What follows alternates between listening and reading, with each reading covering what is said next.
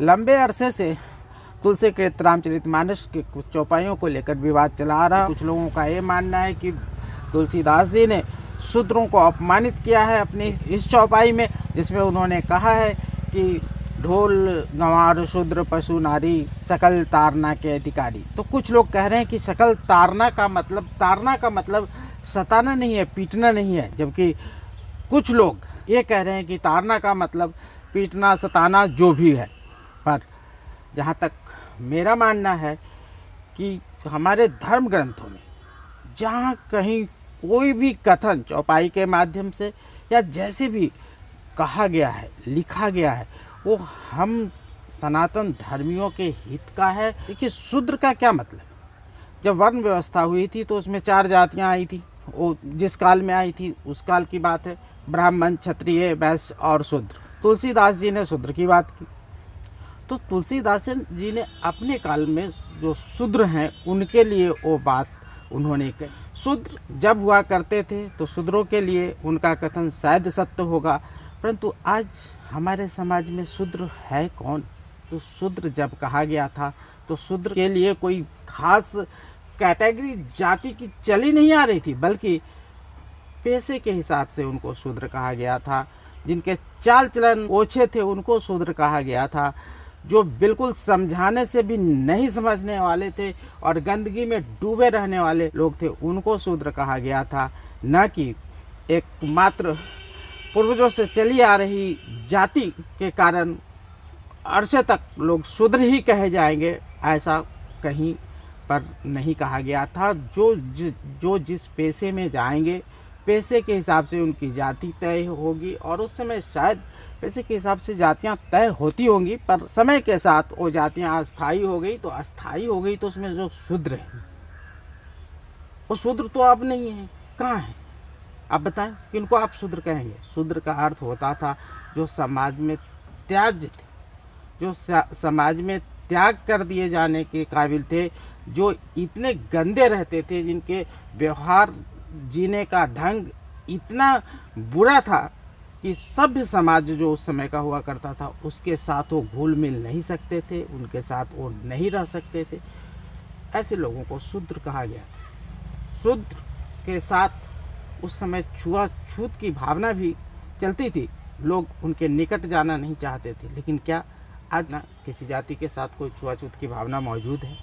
जहाँ तक रह गया 85% 15% की बात, तो 85% और 15% जो सत्ता में बैठे लोग बोलते हैं, तो थोड़ा उन्हें समझदारी से काम लेना चाहिए कि 15% में वो लोग आ गए जो अति धन अर्जित कर अपने को संपन्न बनाने में सफल हो गए, और 85% में वो लोग आ गए जिनको जीवन जीने के लिए आज भी संघर्ष करना पड़ रहा है, जो बेरोजगारी को झेल रहे हैं, जो भूखमरी झेल रहे हैं, आर्थिक स्थिति जिनकी इतनी दयनीय है कि भली भांति ना तो बच्चों को शिक्षा दिला पा रहे हैं, ना बीमार होने पर इलाज करा पा रहे हैं। ये है 85%। और लेकिन पूर्व से चली आ रही जातियों के नाम पर झूठे तौर पर अपने को शूद्र घोषित कर खुद को शामिल करते हैं। और धन देखिए, इनके यहाँ वो बेशुमार धन है, इनके खान पान देखें, इनके रहन सहन देखें तो राजाओं की तरह है, पर कहने के लिए खुद को शूद्र कहते हैं और 85% में शामिल हो जाते हैं। तो देश की जनता कम से कम अब सचेत हो जाए। आपसे अलग जिनकी जीवन शैली है, जो धन से भर चुके हैं, चाहे किसी भी जाति के हों, वो दूसरे कैटेगरी के हुए। आर्थिक संपन्नता जिनके पास है वो दूसरे कैटेगरी के हुए, और जो विपन्न लोग जिनके पास आर्थिक समस्याएं हैं, जिनके पास रोजगार नहीं है, जिनके पास सही ढंग से भोजन करने को पैसे नहीं, जिनके पास बच्चों को शिक्षा दिलाने के लिए पैसे नहीं, ये 85% के अंतर्गत आते हैं। और समय आ गया है कि अब ये 85% लोग जो गरीबी को झेल रहे हैं, जो अपने मनमाफिक जीवन जीने में विफल हो रहे हैं, ये अब एकजुट होकर सरकार से अपने हक की मांग करें। और जो 15% हैं, वो जो संपन्न लोग हैं, उनको 15% में शामिल किया जाए, न कि दरिद्र ब्राह्मण को शामिल कर दिया जाए, नहीं कि दरिद्र स्वर्णों को उसमें शामिल कर दिया जाए, और दरिद्र स्वर्णों से दरिद्रता की अवस्था में हम सभी लड़ते रहें, और बीच में जो 15% धनी लोग हमारे देश के नागरिक हैं, इन किन प्रकार जो इन्होंने इतना धन एकत्रित कर लिया है कि शायद इनके साथ 10-20 पुश्तों में भी ख़त्म न हो, ये अपने आप को दलित कहकर हमारा हक मारने के लिए हमारे खेमे में शामिल हो रहे हैं। तो देश की जनता अब सावधान हो जाए। दलित वो जो अपनी आधारभूत सुविधाओं को भी हासिल करने में तकलीफ महसूस कर रही है, और संपन्न लोग जो सारे ऐसे आराम से युक्त सुविधाओं को भोग रहे हैं, वो कौन लोग हैं, उनकी पहचान करें और उन्हें अपने वर्ग से अलग कर अपने जीवन को सही करने की दिशा में आगे बढ़े। शोषण का शिकार ना हो, जाति के नाम पर गुमराह ना हो, और अपने साथ उन संपन्न लोगों को बिल्कुल ही शामिल होकर किसी भी क्षेत्र में आगे बढ़ने का अवसर ना प्रदान करें। जब आगे बढ़ना हो तो सभी गरीब लोग एकजुट होकर अपने हित की मांग के लिए आगे बढ़े। संपन्न लोगों को अपनी दिशा जाने दें, क्योंकि संपन्न लोगों ने ही हमारे लोगों की ज़िंदगी को बर्बाद कर रखा है। संपन्न लोगों के कारण ही हमारी आज ये स्थिति है।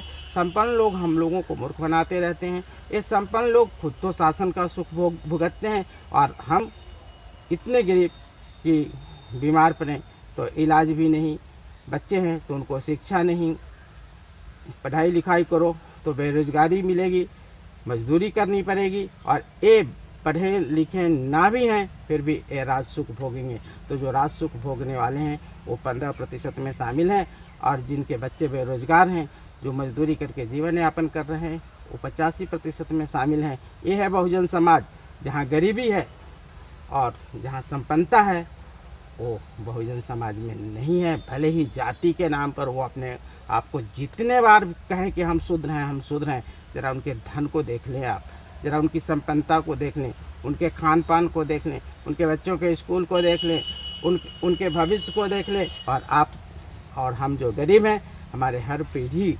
गरीबी में ही जीवन जी कर जाएगी।